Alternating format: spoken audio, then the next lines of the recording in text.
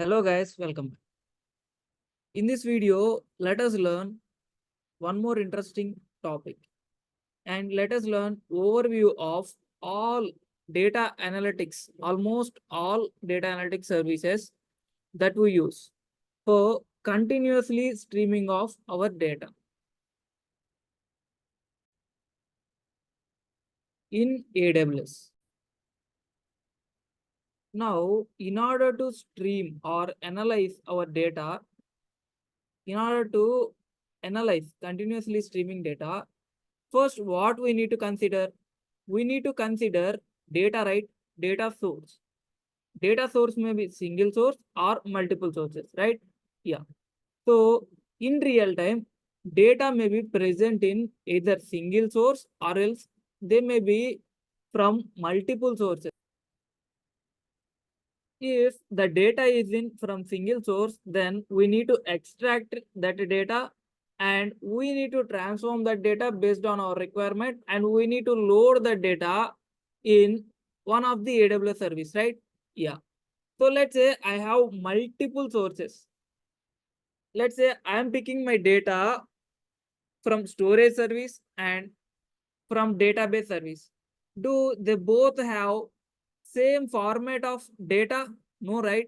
They will be saved in different formats of data. So in order to integrate that data, after extracting and transforming, let's say I have my data in multiple sources. Now what I need to do in order to store in certain destination, I need to extract that data. I need to transform the data based on my required format. Since I am taking my data from different sources, the data may not be present in same format. So I need to transform that data. Then after transforming also, I need to integrate my data. So I require data integration tools as well. So I need to integrate my data and then after I need to load my data into any destination, right? Yeah. So in order to do that, I need some AWS services, right? Yeah. For data integration and performing extraction, transforming and loading. That is nothing but in short ETL we call that. So in order to do ETL jobs and data integration, I need some AWS services, right? Yeah. Let's say I want to perform this ETL jobs. I want to perform small or medium scale ETL tasks. Now, do I have any service for that in AWS to perform that small or medium scale ETL jobs? The answer for this is yes. I have a service that is AWS Glue. You can see this is the service. By using this service, we can able to perform small to medium scale ETL jobs. By using this, we can able to perform small to medium scale ETL jobs. In this Glue, how do we manage our ETL jobs, sir? By using what code we write our ETL jobs, sir? We can write our ETL jobs. We can write our ETL tasks or ETL jobs by using Python code or Scala code. By using Python code or Scala code, we'll write this, we'll create this, we'll generate this ETL jobs. Okay. So apart from this, can I able to do anything by using this Glue, sir? Yes. Apart from ETL jobs, you can even analyze some sample of data. You can even analyze some sample of data from your data sources. You can analyze that sample of data and you can collect the schema of that database. So by this Glue also provides you some Glue crawlers. By using that Glue crawlers, you can able to infer the schema of your source databases. So you can able to even do infer schema by using crawlers, and you can even able to detect sensitive data. So by using this ETL jobs, this Glue also provides you one advanced facility, that is you can able to detect sensitive data present on your source or any one of the AWS service. If you take an example, then you can consider S3. In S3, before putting your data into S3, so after collecting your data from your source, so while in process of ETL job, after extraction of your data from your source websites, it can able to detect the sensitive data. After that, it can able to take actions as well. This glue can able to take actions as well instead of you, in place of you, and then after it can able to load your data as well. So this glue provides this facility. But what is the main purpose of this glue? We can use this glue for performing small to medium scale ETL jobs. ETL stands for extraction, transforming, and loading. Extract, transform, and load. Now let's say I want I want to perform this ETL jobs for large scale data. I want to perform these ETL jobs for I want to perform large ETL workloads. I want to perform large ETL workloads. Does this glue supports me? Yes, this glue supports you to perform this large ETL workload as well. But it's serverless. So you don't have control about underlying infrastructure in this, like on top of what environment your glue is running. And in order to perform this ETL workloads, in order to perform this ETL jobs, what frameworks it is using. So for those, you would not have control if you use this glue. Let's say you are expecting control over the tools that you are using, like you are expecting to perform these ETL jobs on particularly Hadoop, Hadoop environment. On top of that also, you are expecting to perform these ETL jobs by using some tools, advanced tools like Apache Spark, Apache Flink, HBase. So like those type of tools, you have specific requirement to perform these ETL jobs on top of them only. Then you need to choose EMR. What is that? Elastic Map Reducer.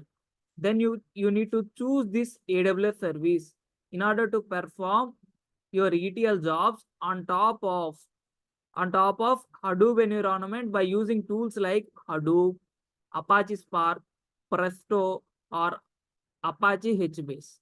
So if you are expecting to perform your ETL jobs on top of these tools, then you must need to choose this EMR only. If you are expecting that control of tool, on which tool you are running these ETL jobs, then you need to choose this EMR only. If you are expecting a serverless, that is if you are not expecting any tool to run your ETL jobs, then Glue is preferred because it's a serverless. You do not have control over Glue about these tools. If you want control, then choose this EMR. Let's say till now we focused on small to medium ETL task. That is nothing but small to medium ETL job and large ETL workload. That is nothing but large ETL job. Now let's focus on number of such ETL jobs. Now you are expecting to run multiple number of such ETL jobs. For large number of ETL jobs, you want to perform this. So for large number of ETL jobs, now you are expecting to run on your data sources. So during that scenario, if you want to run large number of ETL jobs, then you need to use an advanced service, that is MWAA. Sir, what is this MWAA? This MWAA is managed workflows for Apache Airflow. What is this? Managed workflow for Apache Airflow. This is a advanced version of Glue. You can assume this as an advanced version of Glue. where you can able to manage. In this, you can able to manage and monitor multiple glue jobs. You can able to manage and monitor multiple glue jobs in this MWAA, managed workflow for Apache Airflow. So if you are expecting to run multiple glue jobs and you are expecting to manage and monitor those glue jobs, then the service is better to you, because it's even provide you another dashboard interface, another interface where you can able to visualize your data of jobs running and status of your jobs as well. So for large data workflows, you need to prefer this MWAA. It's complement to AWS Glue by providing a managed platform for orchestration and management of your AWS Glue jobs as a part of large data workloads. And especially when you are required to when you are required to write your own logic to implement the ETL jobs, then you need to prefer this managed workflow for Apache Airflow. Managed workflows for Apache Airflow. This is a advanced version of your Glue. So here also this is you don't need to manage the underlying infrastructure for this as well, but you have more control over watching, that is monitoring your Glue jobs and controlling them. For that you have a great interface here, so that you can able to manage multiple ETL jobs if you use this MWAA. Let's say we have achieved this task, that is we have achieved this extraction, transformation and loading. Now what we are expecting is, we are expecting to stream our data. We are expecting to stream continuously flowing data. So in that scenario, what AWS services do I need to prefer? I want to stream my information by using AWS services. So this also comes under data analytics and continuous streaming data only. So let's say I want to stream my data continuously. So this all comes under data analytics. Now I am expecting to stream my data, whether it may be data stream or video stream. Then in this scenario, what AWS services do I need to choose? For general purpose streaming, you can choose AWS Kinesis. What? AWS Kinesis. By using this AWS Kinesis, you can able to stream your general purpose applications, your general applications streaming. This Kinesis provides you two streaming services, one for data streaming and another for video streaming. Let's say you want to stream your video, then it provides you video streaming service, that is Kinesis video streams. This it will provide. Now let's say I want to stream my data. I want a data streaming service from Kinesis. Is there any? Yes, there is one data streaming service present in Kinesis, that is Kinesis data streams. You can use this Kinesis data streams to stream your data. If you want video to be streamed, then Kinesis provides you Kinesis video stream service that you can use to stream your video data. Let's say I have some applications which are designed and running on Kafka. That is, I have some Kafka applications. Now, can I able to run them directly on Kinesis? No, we cannot able to stream those applications on Kinesis. So remember this point, we cannot able to stream our Kafka applications directly on Kinesis. Either we can use them, we can even use this Kinesis as source data stream, but we cannot use this Kinesis for application streaming. Now then, for this, now I'm expecting to stream my Kafka applications in AWS. Now, is there any AWS service available to me? The answer for this is yes. There is a AWS service available to you to stream your Kafka applications as well. The service name is, you use MSK. This managed streams of Kafka. This managed streaming of Kafka. This service you can use to stream your Kafka applications. Here, what happens is your underlying infrastructure built on top of Kafka API. Your underlying infrastructure is built on top of Kafka API. So that's why this AWS service, that is managed streams of Kafka, supports you to run streaming Kafka applications. So for general purpose applications, this Kinesis supports. For Kafka applications, since Kinesis does not support, AWS provided one more service, that is managed streams of Kafka.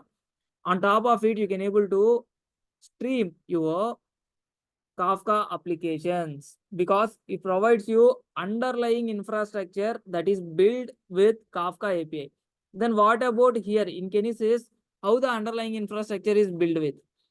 In Kinesis, your underlying infrastructure is built with your own proprietary API. So here, the underlying infrastructure is built with own proprietary API. Okay.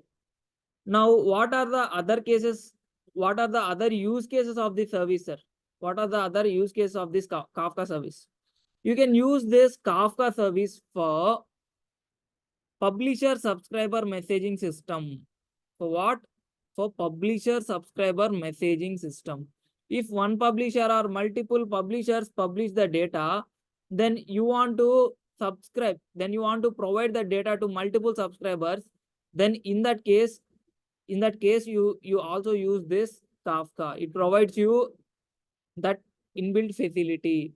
So for events streaming, for event streaming messaging system, you use this Kafka. This is one more use case. The primary use case is to host your Kafka applications, that is stream your Kafka applications on your MSK, and the other applications are event streaming with public publisher subscriber messaging system. Whereas here actually the data stored in the form of broker storages and the processing happens by using broker instances. So let's say I want to stream. So now I have another question. Can I stream these general applications on Kafka? The answer for this is, for directly if you want to stream, it is not possible. By using multiple services, you can able to stream general purpose applications as well in Kafka. So let's consider that as well. So for streaming non-Kafka streams, what I need to do? We need to do the following. In MSK, if you want to stream non-Kafka streams, then you need to do the following. First, what you need to do, you need to inject, right? For data injection, you need to use either Kinesis data streams or you need to use Kinesis data files. So by using either one of the service, you need to inject the data from your data sources. Then after, what you need to do, you need to process your data, right? Yeah. So for processing, you need to use again another service, that is Lambda. After that, you need to deliver the data to your services, right? For data delivery, our client want to read your data. Then you need to use another service, that is managed streams for Apache Flink. So by using this service, you can able to query the data present in this MSK and you can able to provide the data to your clients. So if you want to use Kafka for non-Kafka streams, then you need to use these many services. So in order to use better and efficient best practice, you need to choose Kinesis for general purpose. For streaming Kafka applications, you need to choose this MSK. Wow, we have streamed our data successfully. Congratulations.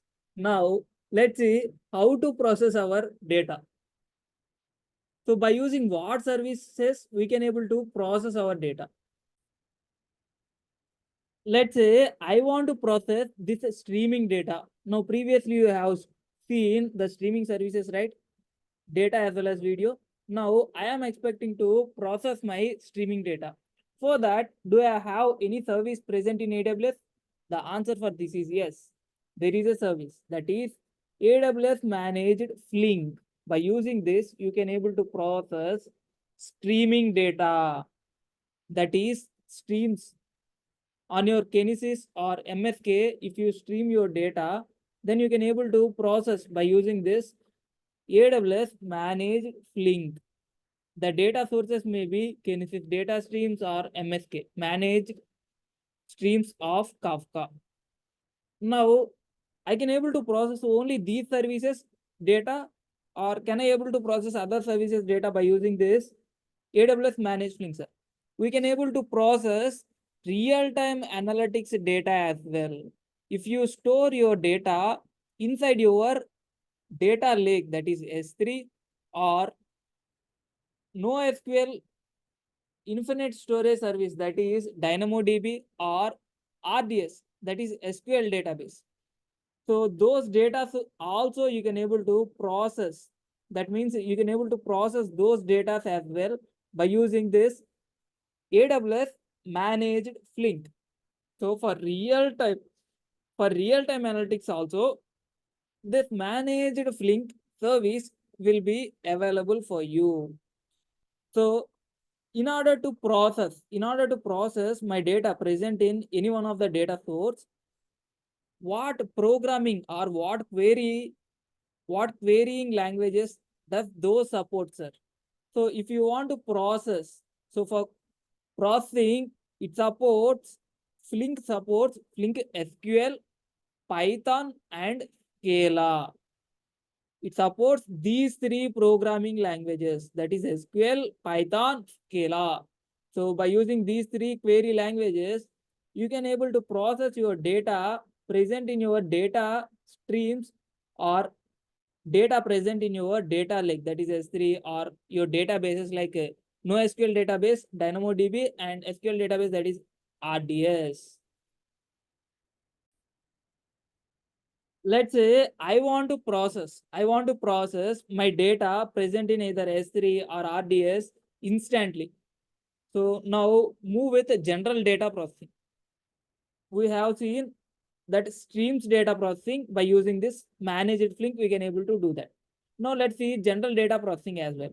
So now I'm expecting to process general data, that is I want to instantly process my data or I want to analyze my logs. Then do I have any service present in AWS? Yes, we have Athena. By using this Athena, you can able to process your logs. Those are present in S3, or by using this Athena, you can even able to process glue data catalog tables. Whatever the crawler get the infra schema, that infra schema, you can even further process by using this Athena service. What are the metadata infra schema that this AWS glue crawler get, that data you can again further process by using this Athena. Don't worry, in this Athena, you will be charged for how much amount of data that you scan. That's it. It can also use it for instant queries that I have told, and for querying logs that also I have told. So you can see we can able to process DynamoDB as well as Redshift as well. These two database also we can able to process by using this Athena service. So by using what queries we can able to process it? We have two types of queries available, that is SQL queries, and it also supports Apache Spark engine queries. So it also supports Apache Spark engine queries and SQL queries. Athena supports these two types of queries in order to process our data present in any one of the data source, that is S3 or Glue Data Catalog, or DynamoDB, or Redshift. Let's say I have batch data, or you can assume ML data, that is machine learning data. That might be quite large, right? Yes. So now I am expecting to process such large quantities of data. Now, is there any service in order to process such large quantities of data in AWS? Yes, there is a service, that is what? EMR. By using this EMR, you can even able to process large quantities of data sets. So in EMR, you use advanced tools like Hadoop and other tools like Apache Spark. So like that, you have multiple tools, HBase and Hive. By using those tools, you can even able to analyze such a large data in this EMR. By using those advanced frameworks and tools, you can even able to process machine learning data as well as you can even able to process ETL jobs, as well as you can even able to process batch data as well as by using this EMR.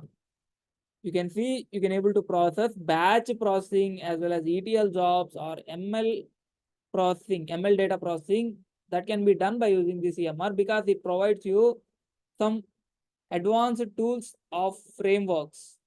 By using them, by using Hadoop, on top of it, you can able to use any one of the tools like Hadoop or Apache Spark or HBase and Presto. Now let us see from which sources can I able to process my data. If my data present in S3, we can able to process by using this EMR. If my data present in DynamoDB or Redshift, we can able to process by using this EMR. Okay. So you told us we can able to process this data. We can able to process these type of data which are present in these data sources. Now, can you tell me by using what query language we can able to process? Yes. You can able to process by using Flink SQL or Python or Scala or Java. So here you can have ability to choose any one of that. So by using that querying support, you can able to process these types of data present in these types of data sources. So you can see we have also covered data processing services present in AWS. So we have categorized them as well. So based on the need, we have categorized them, and we have categorized by using what query language they can able to process, and by using what data sources, in which data sources my data is present, then can I able to query or process the data. That also we have discussed in this data process.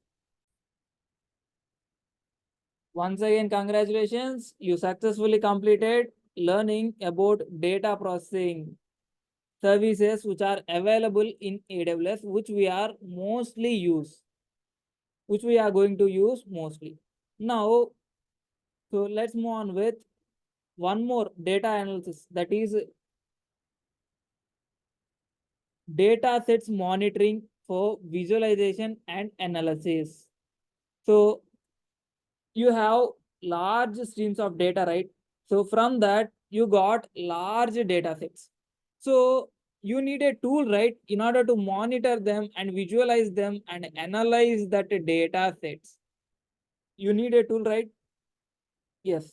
You need one advanced platform or tool to analyze that. In AWS, what service it provides to analyze that data? What service that it provides to analyze our data sets? It provides us one advanced service to analyze and monitor our data sets, that is